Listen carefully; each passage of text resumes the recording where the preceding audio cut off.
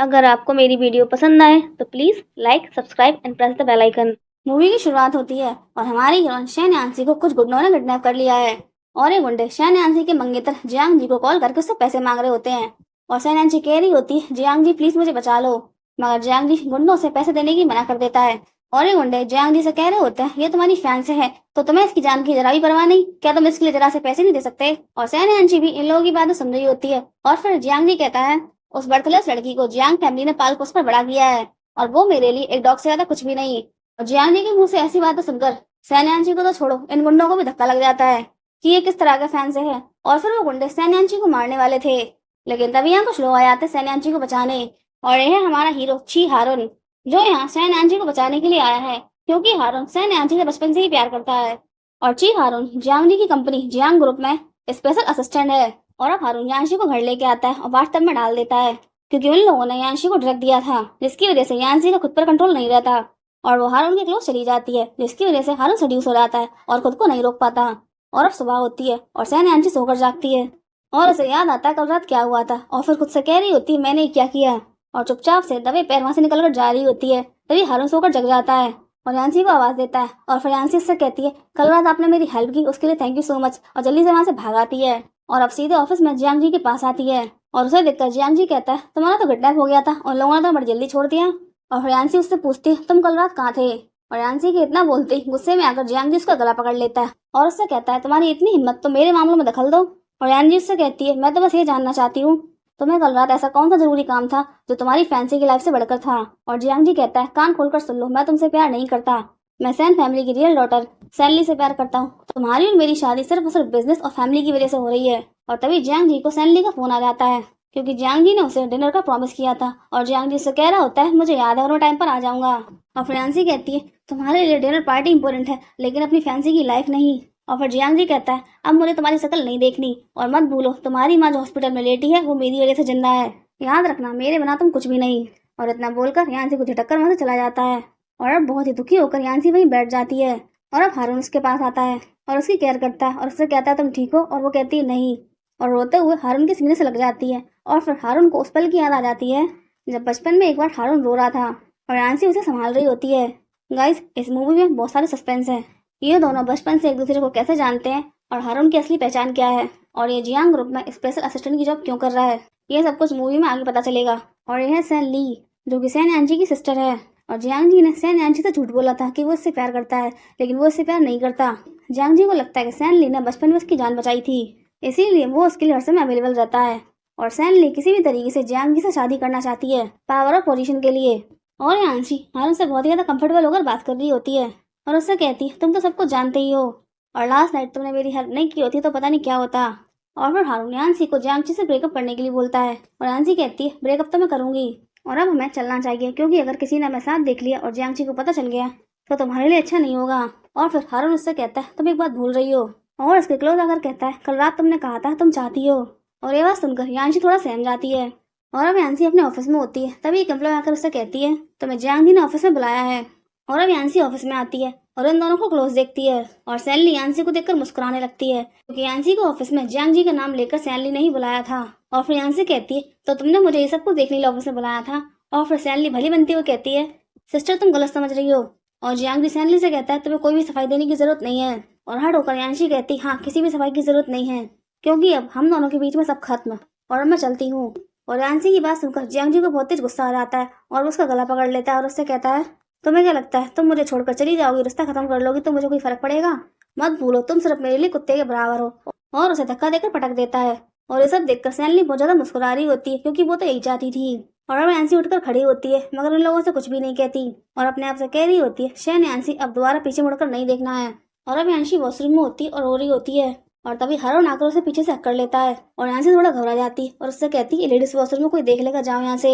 और हारून कहता है, चिंता मत करो, अंदर कोई भी नहीं आएगा, क्योंकि हारून ने अपने आदमी को वॉशरूम के बाहर खड़ा कर दिया था और ये आदमी जियांग जी की कंपनी में हारून का ही जासूस है। और हारून ने यांशी की पल पल की खबर रखी थी और उसे ये भी पता था कि ऑफिस में क्या हुआ, इसीलिए वो वॉशरूम में यांशी को दवाई लगाने आया था। और दवा लगाते लगाते वो उसके क्लोज चला जाता है, लेकिन तभी बाहर से उसका आदमी से आवाज देकर सावधान कर देता है और फिर हारून यांशी को दवाई देकर चला जाता है। और यांशी बहुत ही ज्यादा खुश हो रही थी और वो अपना अलग घर लेकर रह रही थी, जिस बारे में जियांग जी और जियांग फैमिली को कुछ भी नहीं पता था। और उसे जियांग हाउस के हाउसकीपर का फोन आता है और वो उसे पूछ रहा होता है आप घर वापस कब आ रही हैं।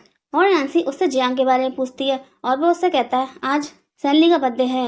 और इतना सुनकर यांशी कहती है अंकल कोई बात नहीं, रहने दीजिए, आज रात में घर वापस नहीं आ रही और आज सैनली के साथ साथ यांशी का ही बर्थडे है। मगर यांशी हमेशा अपने बर्थडे पर अकेले ही रहती है और अब जियांग जी को उसकी माँ का फोन आता है जो उसे बर्थडे विश कर रही होती है। और यांशी अंदर से बहुत ज्यादा दुखी थी, लेकिन वो अपना दुख अपनी माँ के सामने शो नहीं होने देती। और जैसे ही फोन कट होता है यांशी खुद को रोक नहीं पाती और रोने लगती है। और अब डोरबेल बजती है और यांशी दरवाजा खोलती है और वो देखती है दरवाजे पर हारून खड़ा हुआ है, क्योंकि हारून को पता था कि आज यांशी का बर्थडे है। और फिर हारून यांशी को एक प्लेस पर लेके आता है और यांशी उससे कहती है तुम मुझे यहाँ लेकर क्यों आए हो। और हारून उसको बताता है बचपन में मैं और मेरा दोस्त यहीं पर आते थे जब भी हम सैड होते थे। ये जगह खूबसूरत है ना। और यांशी कहती है हाँ खूबसूरत है, लेकिन यांशी बहुत ज्यादा दुखी थी। और अब हारून उसे एक टेडी बियर देता है एज ए बर्थडे गिफ्ट। और उसे देखकर यांशी कहती है मुझे हर साल जियांग ग्रुप की तरफ से एक आदमी मेरे बर्थडे पर एक टेडी बियर गिफ्ट करके जाता है, क्या तुम भी इसीलिए दे रहे हो। मगर ये टेडी बियर वो टेडी बियर है जो यांशी ने हारून को बचपन में उसके बर्थडे पर दिया था, लेकिन यांशी को ये याद नहीं। और फिर हारून कहता है ये कंपनी की तरफ से नहीं बल्कि मेरी तरफ से है। और यांशी कहती अगर ऐसा है तो फिर मैं इसे रख लेती हूँ। और उसके चेहरे पर थोड़ी हंसी आ जाती है और तभी हारून तुरंत उसे शादी के लिए प्रपोज कर देता है। और शादी का सुनकर यांशी थोड़ा चौंक जाती और उससे कहती मजाक मत करो। और हारून कहता है मैं सीरियस हूँ। और फिर यांशी कहती अगर तुम सीरियस होते तो रिंग लेके आते, इस तरह से कौन प्रपोज करता है, बस बहुत हो गया मजाक, अब मैं चलती हूँ, कल मुझे काम पर जाना है। और जल्दी से वहां से भाग आती है और घर आकर बिस्तर में उसी बात के बारे में सोच रही होती है और बहुत ज्यादा खुश हो रही थी। और फिर उसे हारून का मैसेज आता है और ये दोनों मैसेज के थ्रू बात करते हैं, क्योंकि यांशी भी हारून से प्यार करने लगी थी। और अब नशे में धुत होकर जियांग जी घर पर आता है और यांशी को बार बार आवाज दे रहा होता है और कहता है मेरे लिए एक बार हैंगओवर सूप बनाकर लाओ। और फिर हाउसकीपर आता है और उससे कहता है आज रात यांशी घर वापस नहीं आई। और ये बात सुनकर उसका नशा अपने आप उतर जाता है और सैनली को खुद से दूर करके कहता है घर वापस नहीं आई तो कहाँ मर गई। और हाउसकीपर कहता है मुझे नहीं पता। और फिर सैनली कहती वो अपने दोस्तों के संग मजे कर रही होगी, आपके लिए हैंगओवर सूप मैं बना लाती हूँ। मगर जियांग जी उसे रोक देता है और उससे कहता है तुम अपने घर वापस जाओ। और सैनली कहती आज रात मुझे यहीं रहने दे, मैं आपका ख्याल रखूंगी। और फिर जियांग जी उससे गुस्से में कह देता है मैंने कहा ना घर वापस जाओ। और फिर सैनली वहां से चली जाती है और हाउसकीपर से कहता है पता लगाओ घर नहीं आई तो फिर कहाँ चली गई। और वैंसी अपनी कंपनी में होती है तभी जियांग जी उसका हाथ पकड़ के कोने में खींच लेता है और उससे कहता है तुम कल रात कहाँ थी। और यांशी कहती है तुमसे मतलब। और फिर जियांग जी कहता है तुम जानती थी कल रात में सैनली का बर्थडे सेलिब्रेट कर रहा था तो ड्रिंक ज्यादा करूंगा, तो तुमने मेरे लिए हैंगओवर सूप प्रिपेयर करके क्यों नहीं रखा। और फिर मुस्कुराते हुए यांशी कहती है तो तुम मुझसे यहाँ हैंगओवर सूप का हिसाब किताब करने आए हो। और फिर छिड़कर जियांग जी उसका गला पकड़ लेता है और उससे कहता है तुम जानती हो मैं तुम्हें कल रात ढूंढ रहा था, कहाँ थी तुम, मेरी बात का जवाब दो। और फिर यांशी पहले उसे खुद से छुटाती है और फिर आज पहली बार उसके गाल में जोरदार चाटा जड़ देती है। और फिर जियांग जी कहता है तुमने मुझे मारा। और यांशी कहती है अगर कुत्तों को भी कोई ज्यादा परेशान करे तो वो लौट के काट लेते हैं, और अब तुम्हारा और मेरा ब्रेकअप हो गया इसीलिए मैं तुम्हें कोई भी जवाब देना जरूरी नहीं समझती। और फिर जियांग जी कहता है कान खोलकर सुन लो, आज रात में घर वापस आऊंगा और अगर तुम मुझे घर पर नहीं मिली तो मैं तुम्हें कहीं से भी ढूंढ कर लाऊंगा और उसके बाद तुम्हारी परेशानी के लिए तुम खुद जिम्मेदार होगी। और इतना बोलकर चला जाता है और अब यांशी बहुत ज्यादा सैड हो जाती है और फिर हारून को फोन लगाती है और एक ही फोन में हारून उसके पीछे आकर खड़ा हो जाता है। और फिर यांशी दौड़कर आकर उसे अपने गले लगा लेती है और रोने लगती है। और हारून भी बिल्कुल किसी बच्चे की तरह यांशी की केयर करता है, उसे प्रिंसेस कह रहा होता है। और अभी दोनों कार में होते हैं तभी जियांग जी कंपनी से बाहर आता है और आज इसे पहली बार यांशी की कमी खल रही होती है कि किस तरह से यांशी हमेशा उसका इंतजार करती थी, उसकी केयर करती थी, लेकिन ये हमेशा उसे इंसल्ट ही किया करता था। और फिर इसे फील होता है जैसे कि यांशी हारून की कार के अंदर है, लेकिन ये खुद से कहता है ऐसा नहीं हो सकता। और हारून भी यांशी का फेस छुपाने के लिए आगे बढ़कर उसे किस करता है और तभी सैनली आ जाती है और जियांग जी को वहां से लेकर चली जाती है। और फिर यांशी उसे जाते हुए देख रही होती है और फिर हारून इससे कहता है अगर तुम इस तरह से किसी दूसरे आदमी को देखोगी तो मुझे जलन होगी। और फिर यांशी से पूछता है कहाँ चलना है और फिर यांशी कहती है किसी ऐसी जगह जहाँ हम दोनों को कोई ना जानता हो। और अभी ये दोनों यांशी के घर आते हैं और बेड पर सुकून से लेटे होते हैं और हारून यांशी से कह रहा होता है अब तुम्हें कैसा लग रहा है। और यांशी उससे कहती है तुम्हारे साथ मुझे हमेशा ही अच्छा लगता है। और फिर हारून यांशी के ऊपर चढ़ जाता है और यांशी उसका चश्मा निकालकर उसको गौर से देख रही होती है और हारून कहता है क्या देख रही हो। और यांशी कहती है मैं तुम्हारी आंखों में देख रही हूँ क्या है। और हारून कहता है मेरी आंखों में सिर्फ तुम हो। और अभी दोनों मस्ती कर रहे होते हैं और हारून के शोल्डर में चोट लगी हुई थी और जैसे ही यांशी शोल्डर पर हाथ लगाती उसको फिर से पेन होने लगता है। और फिर यांशी उसकी चोट पर मेडिसिन लगाती है और मेडिसिन लगाते लगाते ये दोनों फिर से क्लोज आ जाते हैं। और तभी यांशी के फोन पर जियांग जी का फोन आ जाता है और हारून कॉल को इग्नोर करने के लिए बोलता है, मगर यांशी उससे कहती है अब तुम घर जाओ। और हारून कहता है ठीक है, लेकिन याद रखना जब भी तुम्हें जरूरत होगी मैं हमेशा तुम्हारे पीछे खड़ा हूँ। और अब यांशी को जियांग जी का फिर से फोन आता है और वो उससे कहता है कहाँ हो तुम। और यांशी कहती है तुमसे मतलब। और चिढ़कर जियांग जी कहता है यांशी तुम दिन पे दिन ज्यादा हवा में उड़ रही हो, और फिर यांशी उससे कहती है हमारा ब्रेकअप हो गया, अब मुझे तुमसे कोई मतलब नहीं। और फिर जियांग जी उससे कहता है यांशी मेरे पेशेंस का टेस्ट मत लो, मगर यांशी उसकी बातें सुने बिना फोन कट कर देती है। और जियांग जी बुरी तरह खिसिया जाता है। तभी सैनली भी आ गई थी और उसने इन दोनों की बातें सुन ली थी। और फिर जियांग जी के पास आकर जानबूझकर कहती है क्या हुआ, क्या मेरी सिस्टर तुम्हें परेशान कर रही है। और जियांग जी उससे कहता है इसकी इतनी हिम्मत मुझसे ब्रेकअप करने की बोल रही है। और ये सुनकर सैनली खुश हो जाती है क्योंकि वो तो यही चाहती थी। और फिर जियांग जी सैनली को अपने साथ ड्रिंक करने को बोलता है। और यहाँ यांशी खुद से कह रही होती है जियांग जी मेरी जिंदगी की सबसे बड़ी गलती है, लेकिन अब मैं ऐसे नहीं दोहराऊंगी। और तभी सैनली उसके फोन में अपना और जियांग जी का बिस्तर का फोटो सेंड करती है। और फिर उस फोटो को देखकर यांग जी हारून को कॉल करती है और उससे कहती है आई मिस यू। और इतना सुनकर हारून की आंखें बाहर आ जाती हैं और वो उल्टे पांव दौड़कर आ जाता है। और यांसी दरवाजा खोलती है और वो दरवाजे के सामने खड़ा होता है। और यांसी की फीलिंग को समझते हुए बिना कुछ कहे तुरंत अपना चश्मा निकालता है और पॉजिटिवली उसे किस करने लगता है। और रात भर रोमांस करने के बाद भी हारून का मन नहीं बना था। और यांसी उससे कह रही होती हटो मुझे ऑफिस जाना है। और हारून उससे कहता है छोड़ो छुट्टी ले लो। और फिर से उसके साथ मॉर्निंग में रोमांस करता है। और यहाँ जियांग जी की आंख खुलती है और वो देखता है कि सैनली उसके बगल में लेटी हुई है और कल रात इन दोनों की भी सब कुछ हो गया। और फिर जियांग जी सैनली से कहता है तुम यहाँ क्या कर रही हो। और फिर सैनली उससे कहती है आपको याद नहीं कल रात आपने मुझे ड्रिंक करने के लिए बोला था। और फिर जियांग जी उसे घर जाने के लिए बोलता है और सैनली उससे कहती है जियांग जी। और उसकी बात सुने बिना वो उसके ऊपर चिल्ला पड़ता है और उससे कहता है मैंने कहा ना घर जाओ। और फिर सैनली वहां से आ जाती है और नीचे आकर अपने फोन में हारून और यांजी की किस करते पिक्चर देखती है, क्योंकि जब कार में हारून यांजी को किस कर रहा था तब इसने इन दोनों की फोटो ले ली थी। और अब ये इस फोटो को इंटरनेट पर डाल देती है, जिसकी वजह से जियांग जी के फादर जियांग जी के घर आते हैं और उसके ऊपर फोटो फेंकते हुए कहते हैं ये है तुम्हारी प्रोग्रेस का रिजल्ट। और अब जियांग जी फोटो देखता है और फोटो देखकर उसको विश्वास नहीं होता। और उसका फादर कहता है तुम्हारे ही स्पेशल असिस्टेंट का अफेयर तुम्हारी फैंसी के साथ चल रहा है, कितनी सेमफुल बात है। और अब जियांग जी तनतनाता वो कंपनी आता है और ऑफिस में अभी सब लोग इसी फोटो को देख रहे होते हैं, इसके बारे में बात कर रहे होते हैं। और यांशी की दोस्त यांसी को फोन में फोटो दिखाती है, जिसे देखकर यांसी चौंक जाती है। और तभी जियांग जी उसका हाथ पकड़कर खींच के उसको ऑफिस में ले जाता है। और यांसी उससे कहती है तुम ये क्या कर रहे हो, पागल हो गए हो। और जियांग जी कहता है हाँ ये सब कुछ देखने के बाद मैं पागल हो गया हूँ। और यांशी को मारने लगता है और कहता है तुम कहती थी कि तुम मुझसे प्यार करती हो और मेरे पीठ पीछे ये सब कुछ कर रही हो। और यांसी कहती है हमारा ब्रेकअप हो गया है, मैं कुछ भी करूँ तो मुझसे क्या मतलब। मगर ये यांशी को बार बार मारे जा रहा था और हारून को भी सब कुछ पता चल गया था। और फिर हारून सीधे कंपनी आता है और जियांग जी यांसी की जबरदस्ती कर रहा होता है और हारून देख लेता है और आकर सीधे इसमें एक लात देता है और फिर गार्ड से पकड़ लेते हैं। और फिर हारून यांसी को संभालता है और उससे कहता है मुझे माफ कर दो मैं लेट हो गया। और फिर जियांग जी हारून से कहता है तेरी इतनी हिम्मत तो मेरी भी उनके संग खेल रहा था। और हारून को माँ की गाली देता है और फिर हारून उसमें थप्पड़ लगा देता है, मगर यांसी उसे पकड़ लेती है। और फिर जियांग जी हारून से कहता है तूने मुझे थप्पड़ मारा, तेरी जिंदगी तो खत्म। और हारून उसे फिर से मारने वाला था, लेकिन यांसी उसको पकड़ लेती है, क्योंकि यांसी की नजरों में हारून एक असिस्टेंट है और उसको डर लग रहा था कि जियांग जी से नुकसान पहुंचा देगा। और फिर जियांग जी यांसी से कहता है ये सिर्फ एक मामूली असिस्टेंट है, तुम्हें क्या दे सकता है, मेरे पास सब कुछ है, मैं तुम्हें सब कुछ दे सकता हूँ। और फिर यांसी इससे कहती है ये मुझे सच्चा प्यार और इज्जत दे सकता है, जो मेरे लिए काफी है। और फिर हारून से कहती है तुम रिंग लेके आए हो। और हारून थोड़ा चौंक जाता है और फिर यांसी कहती है तुमने मुझे प्रपोज करने के लिए बोला था ना। और फिर हारून बहुत ही खुश होकर अपने कोट में से रिंग निकालता है और यांशी को पहना देता है। और फिर यांशी आगे बढ़कर उसे किस करती है और ये दोनों एक दूसरे को बहुत ही ज्यादा रोमांटिक होकर किस कर रहे होते हैं। और ये सब कुछ देख देख कर जियांग जी गुस्से से जल रहा होता है और चिल्ला रहा होता है ये सब बंद करो। मगर ये दोनों अपने में ही मस्त होते हैं और हारून बहुत ही ज्यादा खुश होता है और तुरंत यांशी को मैरिज ब्यूरो लेके आता है और ये दोनों शादी का सर्टिफिकेट ले लेते हैं। और हारून की खुशी का तो ठिकाना नहीं रहता, वो अपने मैरिज सर्टिफिकेट की अपनी और अपनी वाइफ की पिक्चर ले लेकर ऑनलाइन पोस्ट कर रहा होता है। और यांशी शर्मा रही होती है, उससे कहती है उधम मत करो, यहाँ कितने सारे लोग हैं। और हारून कहता है देखते हैं तो देखने दो, हम दोनों पति पत्नी हैं, चलो अब हमारे घर चलते हैं। और यांशी उससे कहती है पहले हम माँ से मिलने जाएंगे।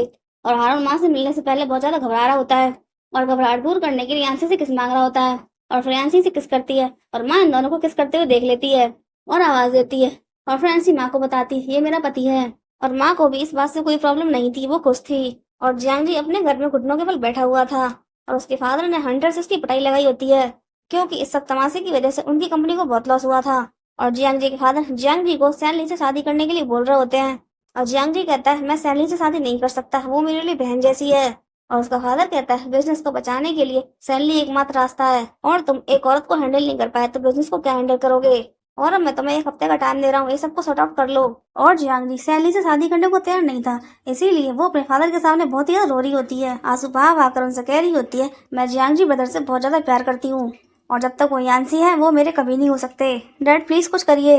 और उसका फादर कहता है तुम चिंता मत करो, मैं उस यांसी को छोड़ूंगा नहीं। और ये बात सुनकर सैनली मुस्कुराने लगती है। और अब जियांग जी यांसी को फोन लगाता है, लेकिन यांसी कार में सो रही होती है, इसीलिए उसका फोन हारून पिकअप करता है और जियांग जी हारून से कहता है, तुमने उसका फोन क्यों उठाया, मुझे उससे जरूरी बात करनी है, मेरी बात करवाओ। और हारून उससे कहता है, मैं उसका पति हूँ, तो जो को जरूरी बात करनी है तुम मुझे बता सकते हो, क्योंकि मेरी बीवी सो रही है और तुमसे बात करने के लिए मैं उसकी नींद खराब नहीं करूंगा।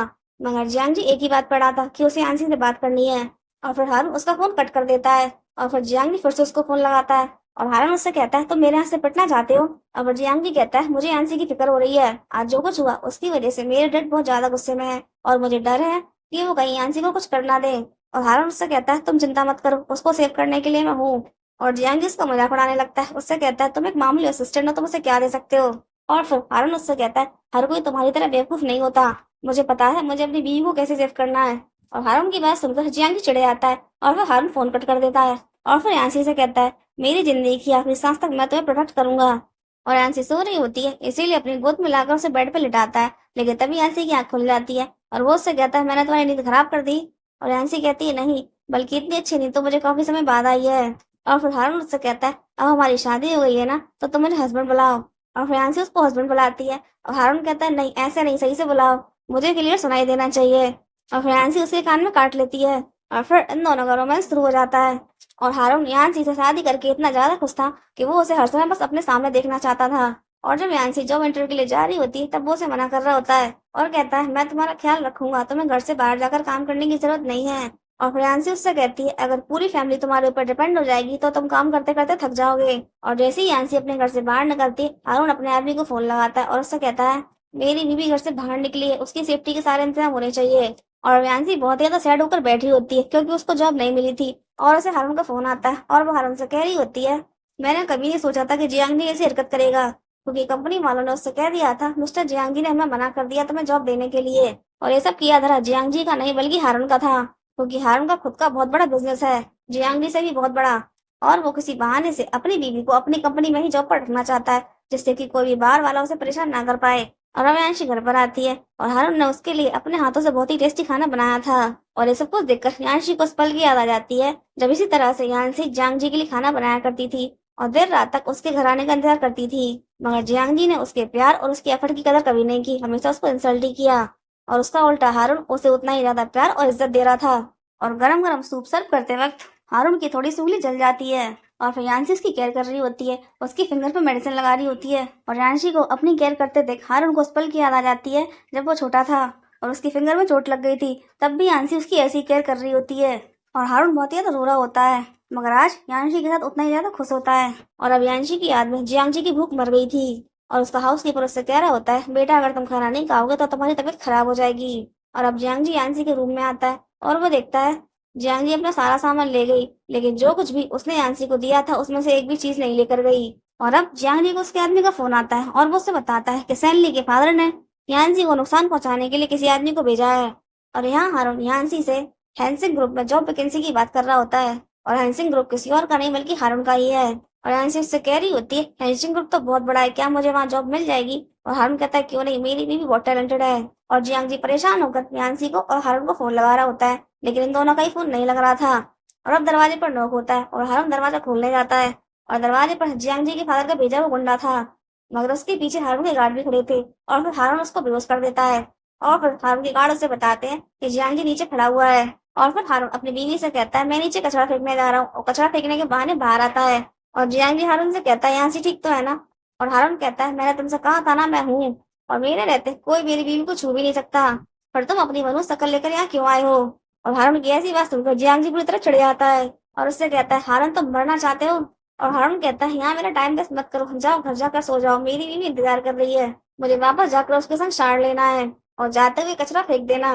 और इतना बोलकर वहां से चला आता है और जियांग जी पूरी तरह खिसिया जाता है और खिसियाकर कचरे की थैली में लात मार देता है। और अब हारून और यांसी बिस्तर में होते हैं और हारून यांसी से कह रहा होता है, मैं हर रोज तुम्हारे लिए ऐसा ही टेस्टी खाना बनाऊंगा। और यांसी उससे कहती है, ऐसे तो मैं मोटी हो जाऊंगी। और हारून कहता है, मोटी होकर तुम और भी ज्यादा खूबसूरत लगोगी।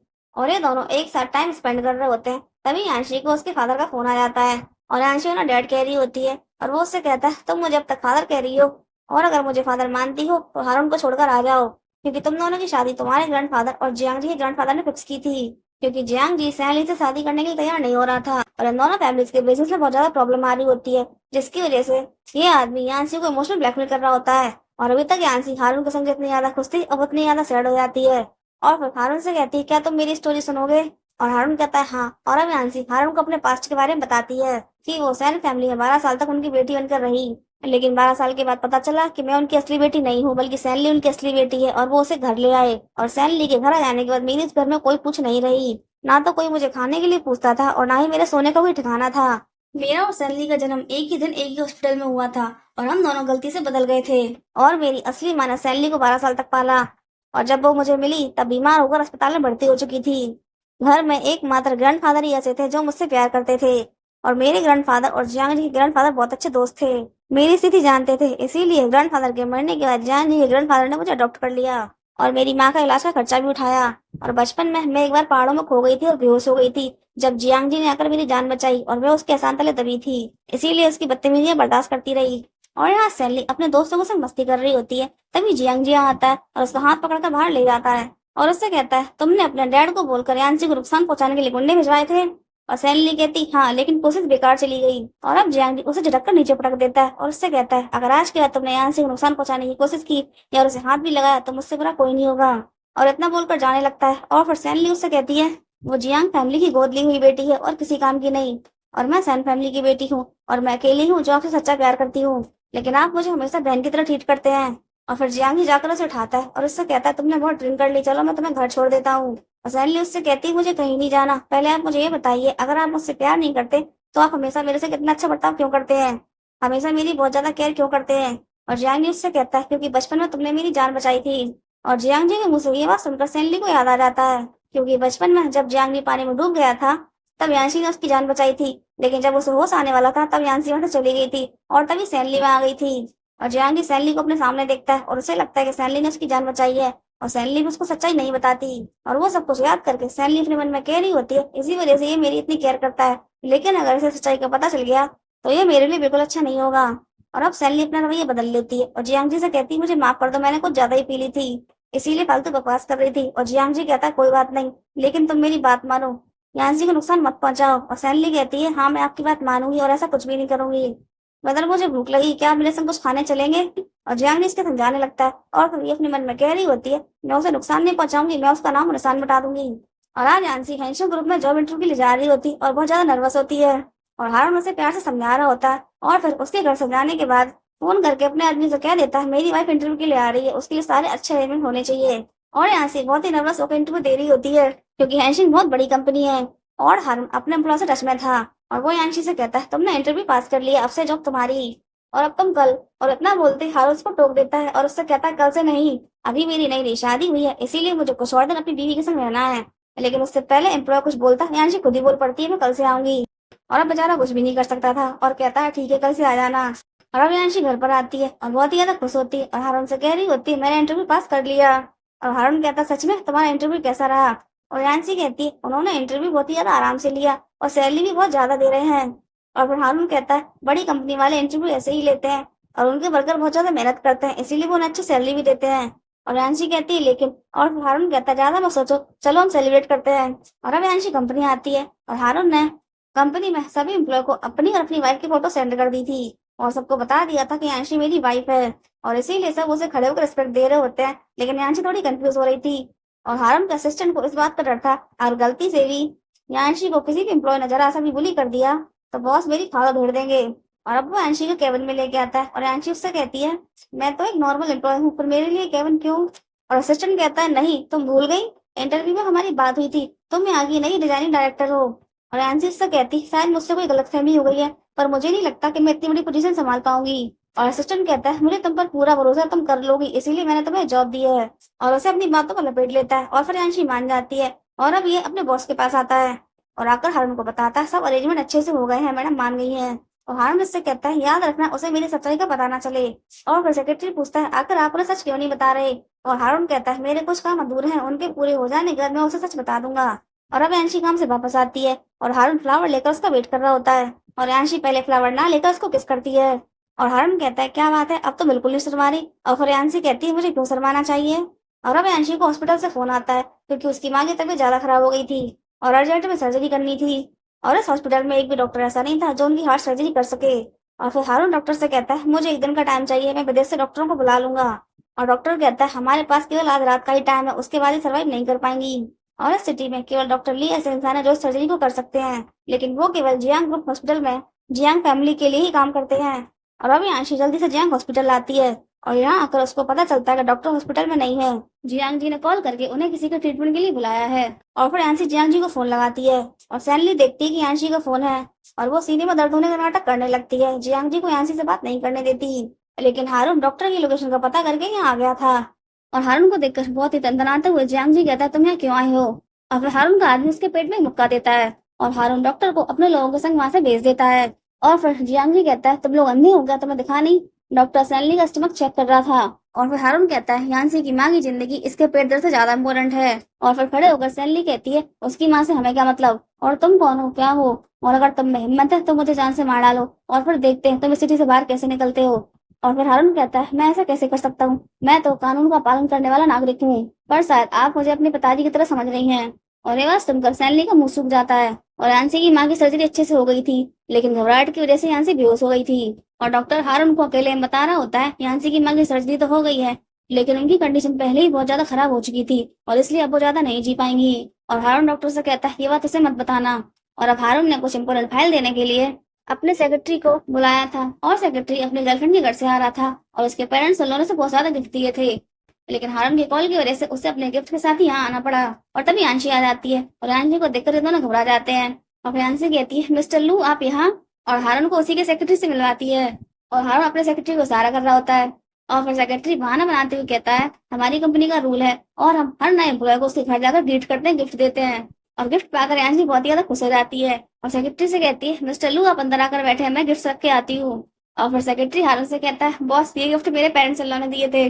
और अब हारून और यांसी डिनर के लिए बाहर आते हैं और यांसी हारून से कहती है तुम जो चाहे वो ऑर्डर कर दो, मैं पेमेंट करूंगी। और हारून कहता है तुम पेमेंट क्यों करना चाहती हो। और फिर यांसी कहती है क्योंकि जियांग ग्रुप से निकाले जाने के बाद तुम्हें अभी तक जॉब नहीं मिली है। और फिर हारून कहता है अगर मुझे कभी भी जॉब नहीं मिली तो। और यांशी कहती है कोई बात नहीं, मैं तुम्हें सपोर्ट करूंगी। और उसकी बात सुनकर हारून हंसने लगता है और फिर उसे पास्ट की याद आती है जब बचपन में हारून गिर पड़ा था और उसकी सारी मेडिसिन गिर गई थी। और फिर यांशी आकर उसकी हेल्प करती है और ये इन दोनों की पहली मुलाकात थी और उसके बाद इन दोनों की अच्छी दोस्ती हो गई थी। और हारून, यांशी और जियांग जी की फैमिली यहाँ पर वेकेशन के लिए आए थे और एक दिन जियांग जी यांशी को ढूंढ रहा होता है और इसके लिए वो सैनली से पूछता है और हारून छिपकर इन लोगों को देख रहा होता है क्योंकि वो भी यांशी को ढूंढ रहा था। और फिर सैनली जियांग जी से कहती है मुझे नहीं पता यांशी कहाँ, तुम खुद जाकर ढूंढ लो। और फिर जियांग जी उसे ढूंढने चला जाता है और सैनली के साथ एक और छोटा बच्चा था। फिर वो सैनली से कहता है तुमने यांशी के साथ ट्रिक प्ले की और उसे माउंटेन में छोड़ दिया, अगर उसे कुछ हो गया तो। और सैनली कहती होता है तो हो जाए, मुझे उससे कोई मतलब नहीं। और हारून इन दोनों की बातें सुनकर तुरंत भागकर माउंटेन के ऊपर जाता है यांशी को ढूंढने के लिए। और यांशी से मिल जाती तो सबसे पहले वो उसे एक चॉकलेट खिलाता है और उससे कहता है चिंता मत करो, मैं तुम्हें कुछ नहीं होने दूंगा। और फिर अपनी पीठ पर उठाकर लेकर आता है और घर आते ही बेहोश होकर गिर पड़ता है। और फिर दो सर्वेंट आकर देखती है कि ये दोनों बेहोश हैं, लेकिन वो यांशी को वहीं छोड़ देती हैं और हारून को लेकर अंदर चली जाती हैं। उसके बाद जियांग जी बाहर आता है और देखता है कि यांशी बाहर बेहोश पड़ी है और फिर अपने हाउस कीपर को आवाज देकर बुलाता है। और जब यांशी को होश आता है तो अपने सामने जियांग जी को देखती है और यही रीजन है जिसकी वजह से यांशी को लग रहा था कि जियांग जी ने उसकी जान बचाई है, मगर असल में हारून ने उसकी जान बचाई होती है। और यांशी बिल्कुल बच्चों की तरह खा रही होती है और उसे देख देखकर हारून बहुत ज्यादा खुश हो रहा था और अपने मन में कह रहा होता है यांशी मैं सबको बताना चाहता हूँ कि तुम मेरी वाइफ हो, हेजिंग ग्रुप के प्रेसिडेंट की वाइफ। बस थोड़ा इंतजार और फिर मैं सबको बता दूंगा। और यहाँ जियांग जी मुर्गा बन के बैठा हुआ था क्योंकि हारून ने अंदर ही अंदर इनकी कंपनी को खोखला कर दिया था, जिसकी वजह से वो लॉस में जा रही थी और इन लोगों को समझ में नहीं आ रहा था सब कुछ कौन कर रहा है। और इसका फादर इसे सैनली से शादी करने के लिए फोर्स कर रहा होता है, लेकिन जियांग जी मना कर रहा होता है। कहता है मैं सैन यांसी से प्यार करता हूँ, सैनली से नहीं, और मैं उससे शादी नहीं करूंगा चाहे कुछ भी हो जाए। और अब इसका फादर फ्रस्ट्रेट होकर खड़ा हो जाता है और अपनी बेल्ट निकालने वाला था इसकी पिटाई लगाने के लिए, लेकिन तभी सैनली अपने फादर के साथ यहाँ आ जाती है और ये पिटने से बच जाता है। और हारून ने अपनी कंपनी के 90% शेयर यांशी के नाम कर दिए थे और कंपनी में उसका प्रमोशन भी हो गया था। और फिर यांशी ये सब कुछ हारून को बता रही होती है और उससे कहती है कंपनी में सब लोग बहुत ज्यादा अच्छे हैं। और हारून अपने मन में कहता है अच्छे तो होंगे ही, भला किसमें इतनी हिम्मत है जो प्रेसिडेंट की वाइफ से कुछ भी कहे। और ये दोनों अपने घर आते हैं, वहीं जियांग भी बैठकर यांशी का इंतजार कर रहा होता है। और फिर यांशी से कहता है मेरा डैड जबरदस्ती मेरी शादी सैनली से करवा रहे हैं। और फिर यांशी कहती तो तुम मुझे यहाँ शादी के लिए इन्वाइट करने आए हो। और जियांग जी कहता है कैसी बातें कर रही हो, मैं सिर्फ तुमसे प्यार करता हूँ, तुमसे ही शादी करूंगा।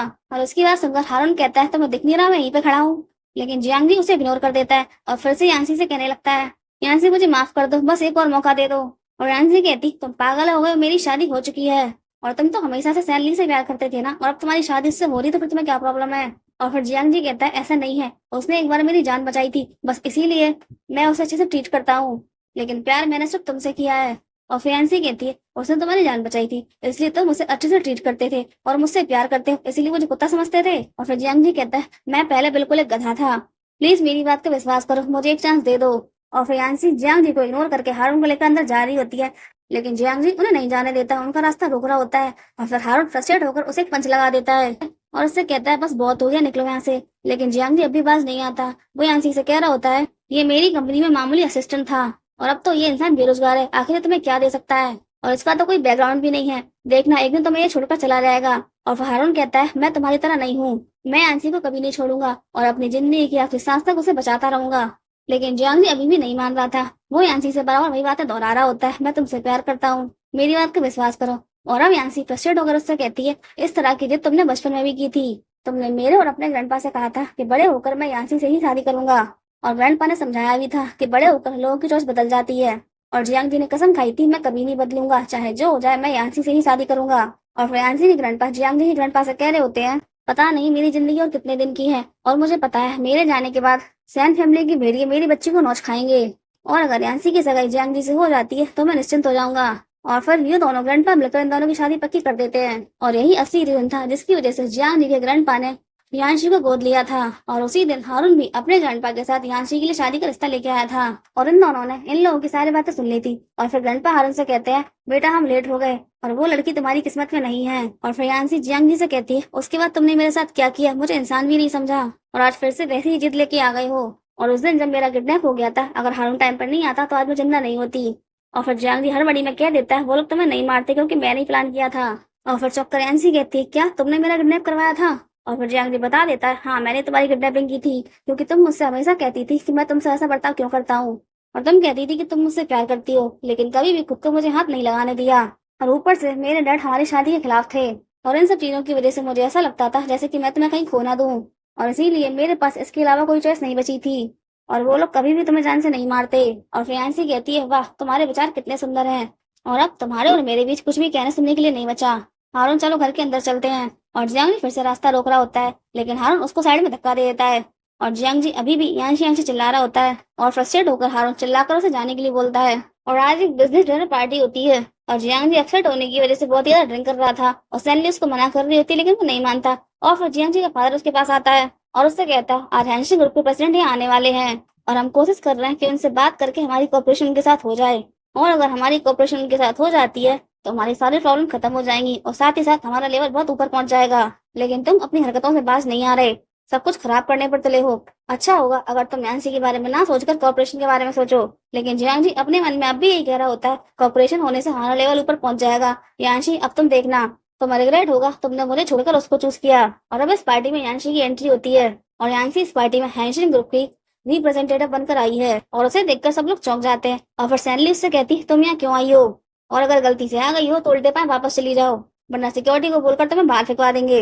और यांसी इनसे कहती है मैं यहाँ हैंशिंग ग्रुप की तरफ से आई हूँ, और अपना इनविटेशन कार्ड भी दिखाती है, मगर अभी इन लोगों को इसकी बातें विश्वास नहीं होता। और फिर सैनली वो इनविटेशन कार्ड उससे छीन लेती है और कहती है मुझे पता है ये इनविटेशन कार्ड छूटा है, तुम्हें पता चल गया है कि हमारी कंपनी की कोऑपरेशन हैंशिंग ग्रुप के साथ होने वाली है, इसीलिए अब अपने गरीब पति को छोड़कर जियांग ब्रदर को सेड्यूस करने आई हो। और ये बात सुनकर जियांग खुश होकर कहता है सच में तुम यहाँ मेरे लिए आई हो। और ये बात सुनकर सैनली का मुंह सूख जाता है, और यांसी कहती है तुम कुछ ज्यादा ही सोच रहे हो, मैं शादीशुदा हूँ और अपने काम की वजह से यहाँ आई हूँ। मगर सैनली अभी नहीं मानती, उससे कहती है शादीशुदा है फिर भी दूसरे मर्दों को सेड्यूस करती फिर रही है, कितनी बेशरम है। और उसकी इस बात पर यांसी उसमें एक जोरदार चांटा जड़ देती है, और उससे कहती है अगर तुमने मेरे अगर झूठी रूमर फैलाई या मुझे शर्मिंदा करने की कोशिश की तो मैं तुम्हारा मुंह तोड़ दूंगी। और इतने में यांसी रोने लगती है और अपने पापा का मुंह देखने लगती है, और फिर उसका फादर शुरू हो जाता है और यांसी को अपने एहसान गिनवाने लगता है। और आज यांसी उनकी बातों का बराबर मुंह तोड़ जवाब दे रही होती है और उनकी बोलती बंद हो जाती है। और फिर जियांग जी का फादर शुरू हो जाता है, लेकिन आज यांसी इन्हें भी नहीं छोड़ती, इनको भी जवाब दे देती है। और फिर जियांग जी कहते हैं यांसी मेरे फादर गुस्से में है और तुमने जो कुछ भी इनसे कहा तुम इनसे माफी मांग लो। मगर आज यांसी झुकने को तैयार नहीं थी। और फिर जियांग जी कहता है अगर तुम माफी नहीं मांगोगी और सैन फैमिली और जियांग फैमिली से मैसअप करोगी तो ये लोग तुम्हें और तुम्हारे हस्बैंड को सिटी में नहीं रहने देंगे। और अब होती हमारे हीरो की एंट्री, और हारून कहता है मेरी वाइफ को किसी की भी सिंपैथी की जरूरत नहीं है।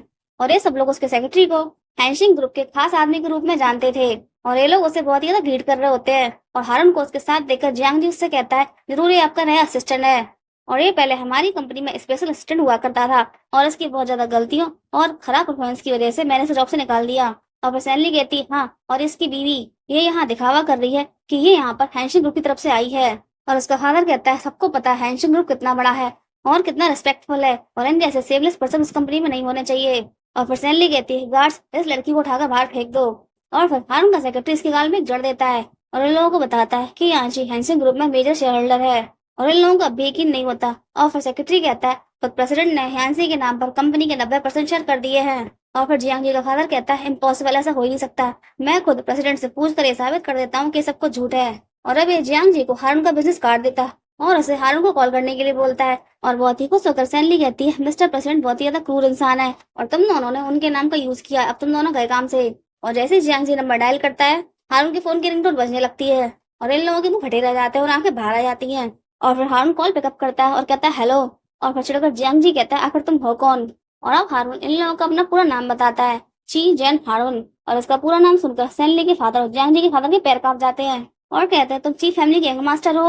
और अब यांशी को भी याद आ जाता है और वो हारून से कहती है इसका मतलब तुम वही हो। और हारून से थोड़ा दूर हट जाती है और फिर हारून से कहता है मैं तुम्हें बाद में एक्सप्लेन कर दूंगा। और अब हारून सबसे कहता है आप लोगों को याद होगा सालों पहले ची ग्रुप हुआ करता था। और यहाँ आए मेहमान कहने लगते हैं हाँ ची ग्रुप हुआ करता था और बहुत ही बड़ा ग्रुप था, लेकिन उन लोगों ने अपने खातों में फेरबदल करके टैक्स की चोरी की थी जिसकी वजह से वो लोग बहुत बड़ी प्रॉब्लम में आ गए थे और ची ग्रुप बर्बाद हो गया था। और फिर मिस्टर ची ने अपनी पूरी फैमिली के साथ आत्महत्या कर ली थी। और फिर हारून कहता है सच्चाई आज मैं आप लोगों को बताऊंगा, खातों में फेरबदल मेरे फादर मिस्टर ची ने नहीं की थी बल्कि मिस्टर जियांग और मिस्टर सैन दोनों ही ची ग्रुप में शेयर होल्डर हुआ करते थे। और इसी बात का फायदा उठाकर खातों में फेरबदल इन दोनों ने की, पूरे ची ग्रुप को और मेरे फादर को धोखा दिया। और हारून के फादर और जियांग जी और सैनली के फादर तीनों एक ही होम टाउन से बिलोंग करते थे और ये बात सबको पता थी। और मेहमान कहने लगते हैं ये तीनों एक ही होम टाउन से थे और मिस्टर ची के लिए भाई जैसे थे, तो ये दोनों उनके साथ ऐसा कैसे कर सकते हैं। सच में किसी की फेस को देखकर नहीं कह सकते कोई अंदर से कितना काला है।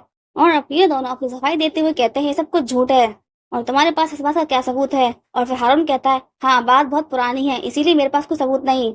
और ये बात सुनकर ये दोनों खुश हो जाते हैं। और फिर हारून कहता है अगर मेरे पास पुराने सबूत नहीं है इसका मतलब ये नहीं कि मेरे पास नए सबूत भी नहीं है। और सबूत लेकर जियांग जी का सेक्रेटरी आता है और उसे देखकर जियांग जी चौंक जाता है और उससे कहता है सेक्रेटरी ली तुम भी इसके साथ मिले हुए हो। और सेक्रेटरी ली कहता है मैं इनके साथ नहीं मिला बल्कि मैं इन्हीं के लिए काम करता हूँ, यही मेरे असली बॉस हैं। और फिर जियांग जी हारून से कहता है इसी पर्पज से तुम हमारी कंपनी में असिस्टेंट बनकर आए थे। और हारून कहता है नहीं बस इतनी सी बात नहीं है, मुझे किसी और को भी खुश रखना था और उसको प्रोटेक्ट करना था। और फिर जियांग जी अपने फादर से कह रहा है डैडी सब कुछ क्या हो रहा है, आप लोग कंपनी में फेरबदल करके टैक्स की चोरी कर रहे हैं, मुझे इस बारे में कुछ भी क्यों नहीं पता। और फिर हारून कहता है वो इसलिए क्योंकि तुम अपने फादर के लिए बाकी एम्प्लॉय जैसे ही एक आदमी हो और तुम चाहे कितनी भी मेहनत क्यों ना करो लेकिन कंपनी तुम्हारे डैड चलाते हैं और इसके लिए अगर उन्हें किसी की जान भी लेनी पड़े तो वो ले लेते हैं। और फिर जियांग जी का फादर कहता है क्या बकवास करो, तुम्हारे पास क्या सबूत है। और फिर हारून इन लोगों को एक वीडियो दिखाता है जिसमें ये लोग कुछ लोगों को जलाकर मार रहे होते हैं और फिर दोनों कहते हैं ये सब कुछ बकवास है, झूठ है, AI है। और हारून कहता है अब तुम लोग पुलिस स्टेशन जाकर पुलिस को एक्सप्लेनेशन देना। और अब हारून यांसी से बात करने की कोशिश करता है लेकिन यांसी हारून से बहुत ज्यादा नाराज हो गई थी और उससे कहती है मुझे हाथ मत लगा और वहां से चली जाती है। और फिर हारून उसके पीछे जाने लगता है और फिर जियांग जी उसे रोक लेता है और उससे कहता है उसने कहा ना मुझसे दूर रहो। और सैनली मन में कहती है जियांग जी अब भी उसे प्रोटेक्ट कर रहा है और आज मैं इसे जान से मार डालूंगी और यांसी के पीछे चली जाती है। और हारून जियांग जी से कहता है ये हमारे आपस की बात है तुम्हें इससे क्या मतलब, और वहां से जाने लगता है। और जियांग जी उसे रोककर उससे कहता है तुम हमारे खिलाफ कब से प्लानिंग कर रहे हो। और हारून कहता है पिछले 10 सालों से। और जानते हो मुझे सबसे ज्यादा नफरत किस बात से है, पहले तुमने खुद ग्रैंडपा से जिद करके अपनी शादी उसके साथ फिक्स की लेकिन उसके बाद तुमने उसे दर्द के अलावा क्या दिया। अगर तुमने उसे खुश रखा होता तो शायद उसके लिए मैं तुम लोगों को माफ भी कर देता। और अब जियांग जी चिढ़कर हारून पर हाथ उठा देता है और फिर हारून उसको एक पंच लगा देता है और कहता है तुम्हारे जैसा खुदगर्ज इंसान किसी का भी प्यार डिजर्व नहीं करता। और ये दोनों बूढ़े सोच रहे होते हैं कि इस प्रॉब्लम से बाहर कैसे निकले और हारून को जान से मारने का प्लान बनाते हैं। और यांसी पूल के पास बहुत ही सैड होकर खड़ी थी और हारून के साथ बताए अपने अच्छे पलों को याद कर रही होती है और खुद से कह रही होती है वो सबको झूठ था, दिखावा था। और तभी सैनली आ जाती है और उसे झगड़ा करने लगती है और फिर यांसी को पकड़कर पानी में गिरा रही होती है लेकिन संग में खुद भी गिर पड़ती है। और अभी ये दोनों यांसी को बचाने के लिए पानी में कूदते हैं मगर हारून यांसी को पहले पकड़ लेता है। और फिर जियांग जी देखता है सैनली डूब रही है और फिर वो उसे बचाता है और हारून यांसी की केयर कर रहा होता है लेकिन यांसी उसका हाथ हटा देती है। और फिर हारून सैनली के ऊपर भड़कते हुए उससे कहता है तुमने यांसी को जानबूझकर धक्का दिया। मगर सैनली की साइड लेते हुए जियांग जी बीच में आ जाता है और फिर हारून उससे कहता है देखा आज भी तुम इसी को प्रोटेक्ट कर रहे हो और कहते हो कि यांसी से प्यार करते हो। और फिर जियांग जी कहता है मेरा वो मतलब नहीं था लेकिन तुम ये कैसे कह सकते हो कि सैनली ने उसको धक्का दिया।